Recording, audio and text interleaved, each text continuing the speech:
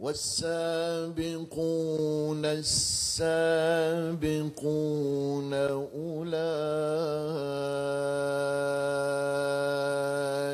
المقربون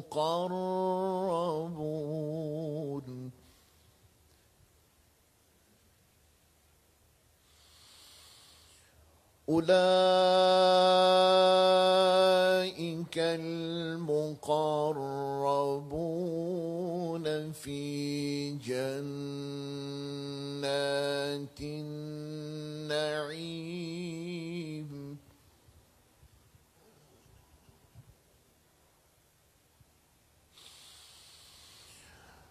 ثلة من الأولين وقليل من الآخرين على سرر موضونة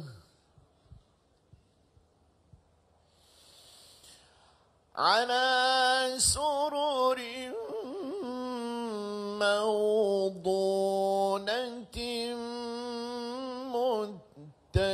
متكئين عليها متقابلين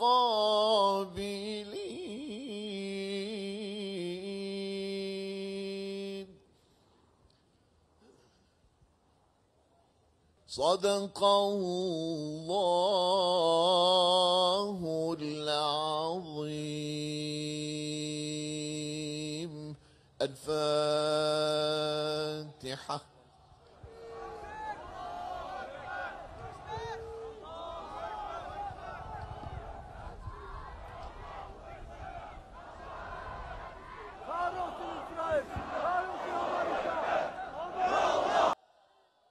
Kardeşlerim, biliyor musunuz? Kudüs sadece bir şehir değildir. Kudüs bir semboldür. Bir imtihandır. Kudüs kıbledir. İlk kıblemizi koruyamazsak son kıblemizin geleceğine güvenle bakamayız. Açık konuşmak gerekirse İslam dünyası Kudüs imtihanında sınıfta kalmıştır.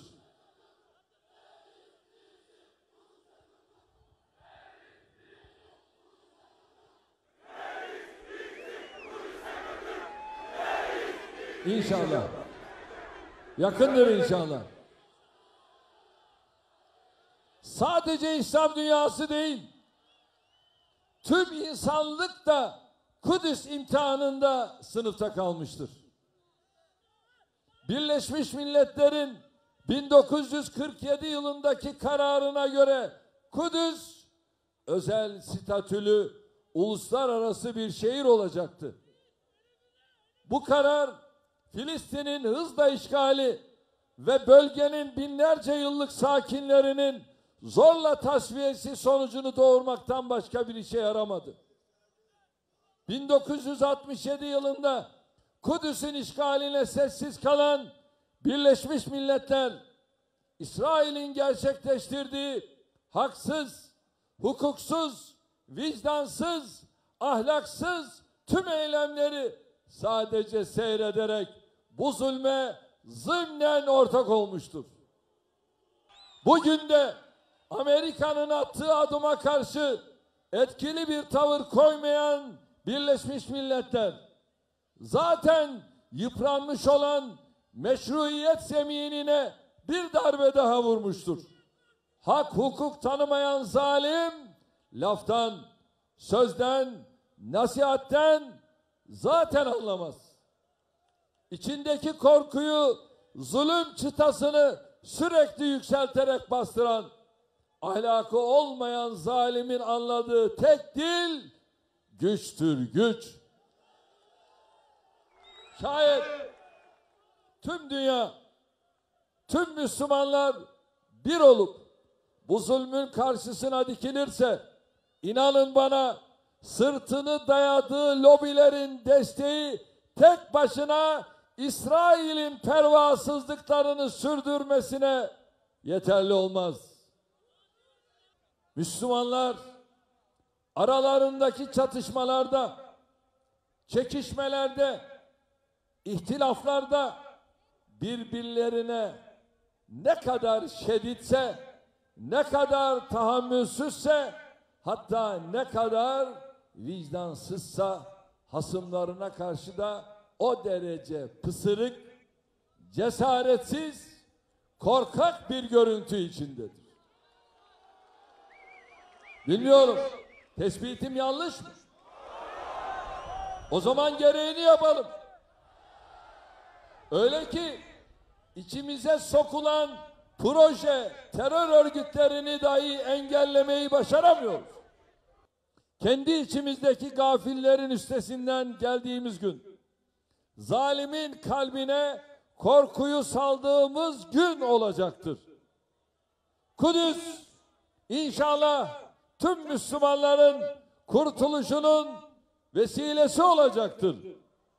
Üzerimizdeki ölü toprağını Kudüs davasına sahip çıkarak atacağımıza inanıyorum.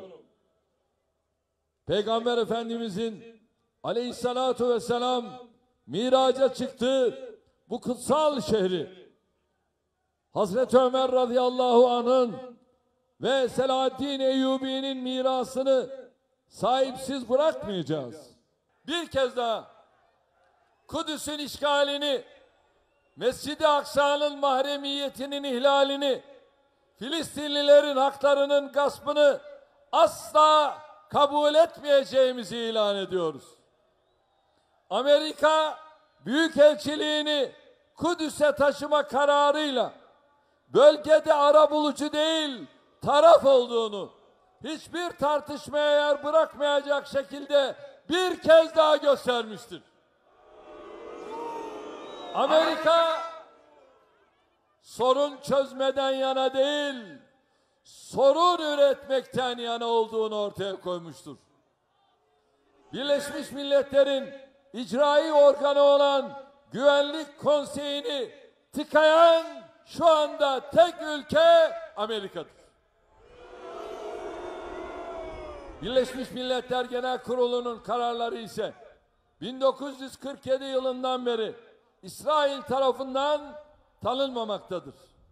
Kudüs konusunda alınacak yeni bir Birleşmiş Milletler Genel Kurul kararı elbette kimlerin hangi safta durduğunu göstermesi bakımından çok önemlidir. İsrail'in uyguladığı devlet terörünün durdurulmaması halinde dünya hızla hiç kimsenin kendini güvende hissedemeyeceği bir noktaya doğru gidecektir. Bunun için gerek Birleşmiş Milletler, gerek İslam İşbirliği Teşkilatı, gerek diğer uluslararası kurumlar, gerekse de tek tek tüm devletlerin İsrail zulmüne karşı fiili bir duruş ortaya koymalarının zamanı gelmiştir. Buradan İstanbul Yenikapı Meydanı'ndan tüm Müslümanları ve tüm insanlığı kendi dini fanatizmlerinin eseri kararlar ve katliamlarla bölgemizi ve dünyayı felakete sürükleyenlere karşı harekete geçmeye özellikle davet ediyorum. Mazlumların yanında yer almayan bir küresel düzen zalimlerin oyuncağı olmaya mahkumdur. Hiçbir ülkenin, hiçbir uluslararası kuruluşun kendini İsrail'in oyuncağı konumuna düşürmeyeceğine inanıyorum. Tüm dinlerin kutsal mekanlarına ev sahipliği yapan Kudüs'ü fanatik Siyonistlerin yerle yeksan etme niyetine karşı Müslümanıyla, Hristiyanıyla, sağduyulu özellikle Musevisiyle hep birlikte mücadele edeceğiz.